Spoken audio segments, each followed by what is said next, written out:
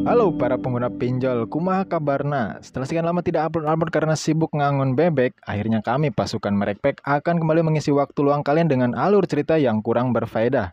Langsung saja kita ke alurnya. Cerah, cerah, cerah.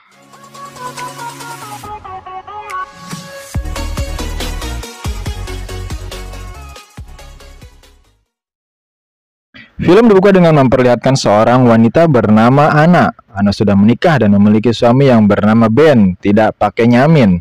Karena masih belum punya uang ataupun rumah sendiri, Pak Sutri ini memilih untuk tinggal di rumah ibunya Ana yang bernama Rita Sugiarto. Oh bukan, Rita biasa aja ya.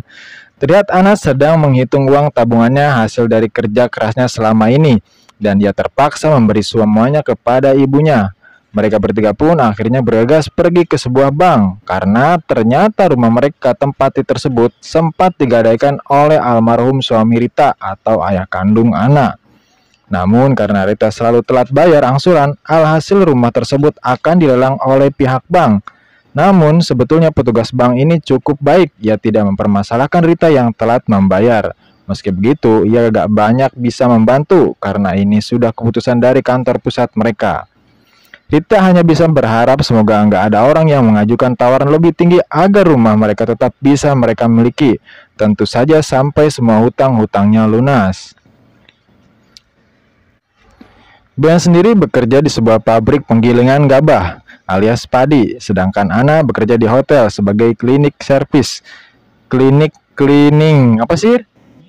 Cleaning ya? Oh, cleaning service. Gaji mereka nggak banyak.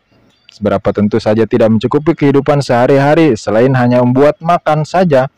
Walaupun hidup mereka sangat sederhana, Ben dan Ana terlihat sebahagia karena mereka bisa selalu bersama adu gusruk tentunya. Itu yang paling penting. Pada esok harinya, ketika sedang babadog bersama, mereka dikejutkan dengan kedatangan seorang pria bernama Arturo. Ini tangkuraknya. Ternyata Arturo ini adalah kerabat dari ayah Ana, namun karena sifat serakahnya, Arturo sudah sangat lama mengincar tanah dan rumah milik Rita. Arturo ternyata telah berhasil memenangkan lelang properti yang diajukan bank. Dengan kata lain, sekarang rumah dan kebun Rita sudah menjadi milik Arturo. Namun karena Rita tidak punya uang dan kuasa, dengan terpaksa mereka harus segera angkat cokor dari rumah tersebut. Beruntung masih ada kerabat Rita yang dengan sukarela menampung mereka hingga mendapatkan rumah tersebut lagi.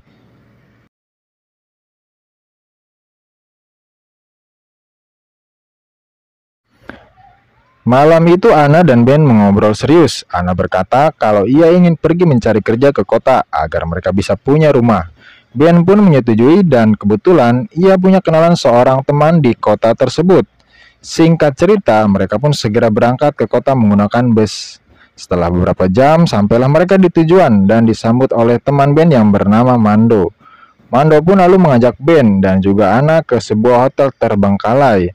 Ternyata sudah banyak orang yang juga tinggal di sana, bahkan sampai menjalankan usaha mulai dari warung tempat hiburan sampai tempat judong. Saat sedang makan, Mando menyuruh Ben untuk pergi ke restoran bersama temannya yang bernama Kaloy.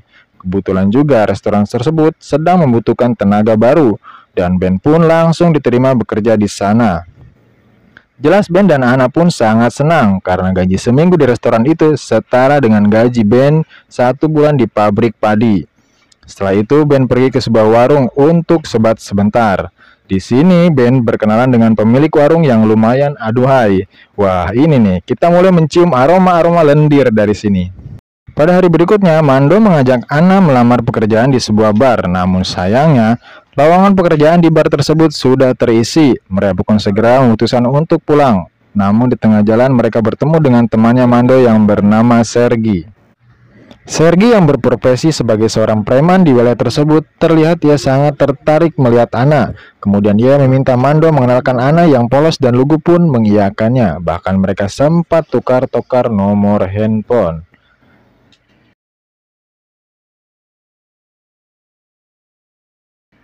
Dan pada malam harinya, Sergi pun menelepon Ana dan mengatakan bahwa ia akan memberikan Ana pekerjaan. Dan benar saja, pada esok harinya, Ana pun menemui Sergi. Ia langsung ditempatkan bekerja di bar yang kemarin menolak Ana.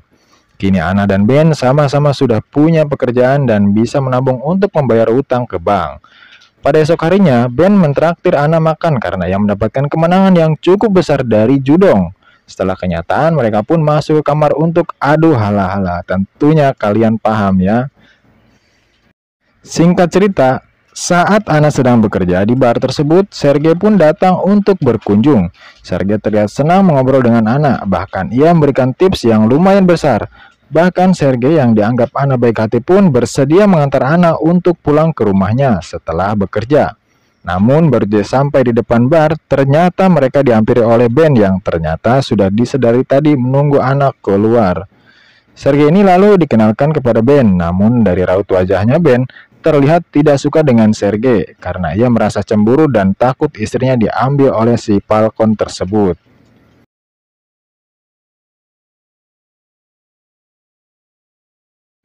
Setelah sempat menang besar dari hasil judong, Ben kembali main judong adu ayam dengan uang titipan dari Ana. Namun sayangnya, kali ini ia kalah dan uang titipan Ana pun habis pada malam itu juga. Karena kesal dan ingin balik modal, ia pun meminjam uang kepada Marlon si bandar.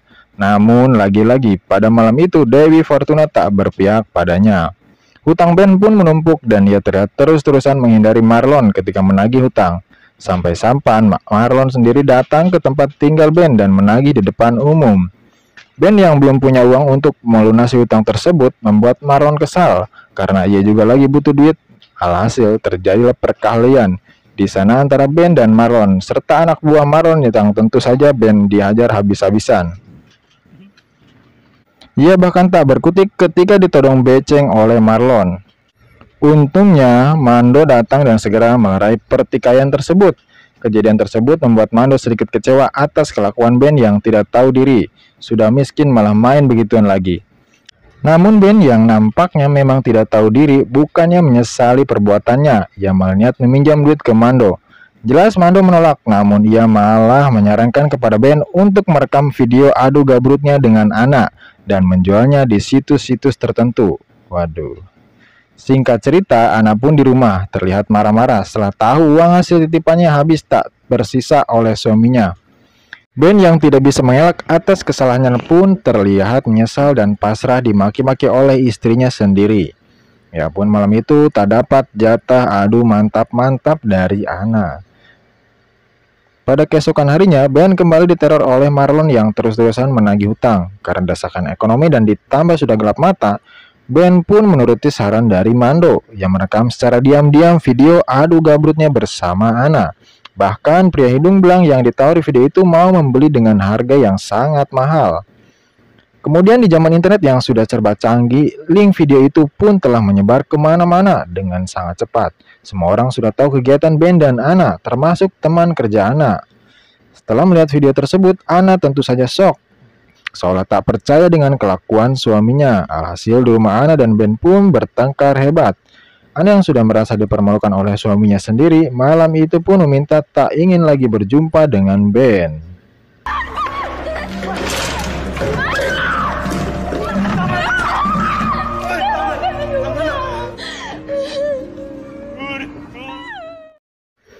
Singkat cerita, 1 tahun telah berlalu, Ben masih belum bisa move on dari Ana karena ia memilih kembali bekerja di kampung halamannya sebagai buruh pabrik penggilingan padi. Sedangkan Ana kehidupannya semakin membaik. Dia diangkat menjadi manajer di bar milik Sergei. Keduanya pun kini semakin dekat. Mengingat Ana sudah berstatus janda, jadi Sergei dengan leluasa dapat mendekati Ana. Ternyata si Sergei ini tak lebih baik dari Ben, bahkan kelakuannya justru lebih parah karena ia juga hobi main judong di kasino. Sampai suatu hari kalah besar dalam judong tersebut. Sergei langsung pergi ke bar untuk minum-minum, namun ia melihat Ana yang sedang digoda oleh seorang om-om. Sebenarnya bapak-bapak tersebut masih teman Sergei, namun karena kalah judong dan sedang emosi, ia malah menghajarnya. Ana pun terlihat panik dan sadar kalau perilaku Sergei bisa sangat merugikan. Takutnya pelanggannya pada kabur karena takut dengan Sergei yang temperamen tersebut. Karena kesal, Ana pun menolak memberikan jatah mantap-mantap kepada Sergei. Namun si botak yang temperamen ini pun tentu saja ngotot dan malah memaksa Ana. Namun disinilah baru ketahuan sifat asli dari Sergi yang kenyataannya kasar dan suka main tangan. Bahkan tak segan-segan memukul dan menghina Ana jika keinginannya tak dituruti. Pada keesokan harinya, terlihat Ben yang kembali ke kota untuk melihat keadaan rumah lamanya dengan Ana. Niatnya ingin mencari Mando, namun ternyata sejak pertengkaran Ana dan Ben, Mando juga pindah dari tempat tersebut. Namun di jalan, Ben sempat melihat Mando. Ia lalu minta tukang beca untuk mengikuti Mando dari belakang. Ketika sampai di tempat sepi dan ternyata Ben kesal karena Mando pernah memberikan saran untuk menjual video adu gabutnya.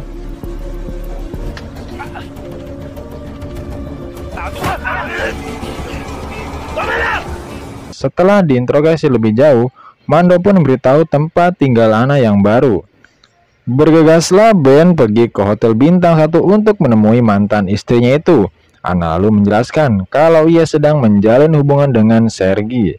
Mendengar hal itu, Ben tampak tak terima, namun ia juga tak bisa berbuat apa-apa. Asik ngobrol berdua, tiba-tiba Sergi datang dan memergoki mereka berdua. Ben yang tahu diri pun lalu berpamitan untuk pulang.